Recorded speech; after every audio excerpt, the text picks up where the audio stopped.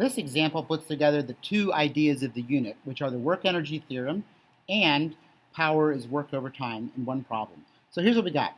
We got a truck that's initially at rest, and we need to get it moving at 25 meters per second in 8 seconds on a level road. So we've got a level road, and we've got a truck that is initially at rest, and we've got to get it moving at 25 meters per second. Okay? So we're going to have to do two things. First of all, we're going to figure out how much work we have to do to get it moving, to give it the kinetic energy it needs. And then once we know the work, we're going to find the power. So this problem is going to involve the work energy theorem. So I'm going to have my initial height and my final height. And those are both 0 because the road is level. So I'm going to call this y equals 0. I'm also going to have my initial velocity and my final velocity. I'm going to have the mass and the work. So those are the 6 equations we have from our work energy theorem. And then we're also going to have the work, the power, and the time. So we have 2 more variables there when we're putting these 2 problems together. Now, it says it's initially at rest, so the initial velocity is 0 meters per second. The final velocity is 25 meters per second. The mass is 2,500 kilograms. And we don't know the work, and we don't know the power, but we know that this process takes 8 seconds. So this is 8.0 seconds.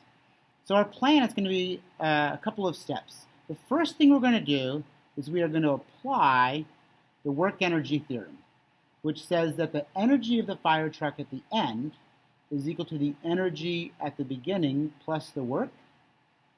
That tells us that 1/2 mv final squared plus mgh final equals 1/2 mv initial squared plus mgh initial plus w. And what we want to do is we want to find the work.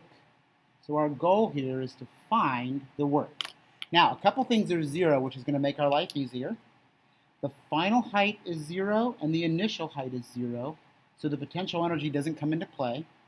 And because the initial velocity is 0, this term drops out. So all that we have left is that 1/2 the mass times the final velocity squared equals the work. So that's step 1. We found the work. And you could plug in the numbers if you wanted, but I'm not going to right yet. Step 2, we need to find the power. So we are going to evaluate this expression. The power equals the work divided by the time. So you could take your answer from here, divided by the time, and you would have the power. I'm going to do that algebraically, though. The work is 1/2 mv final squared divided by the time, t. And so this is an algebraic solution for the power. I can put in my numbers, 1/2 of 2,500 kilograms times the final velocity, which is 25 meters per second squared. And all that is divided by the 8.0 seconds.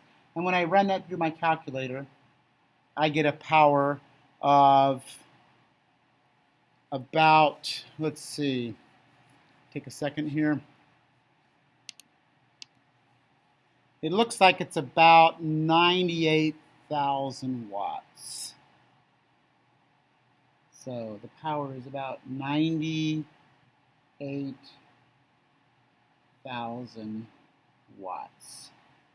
So there we go. We found the power that we need, the rate that the engine must transfer energy in order to get this truck going 25 meters per second in 8 seconds. Now, if you want to do it in 4 seconds, you would need more power. You'd have to transfer energy faster.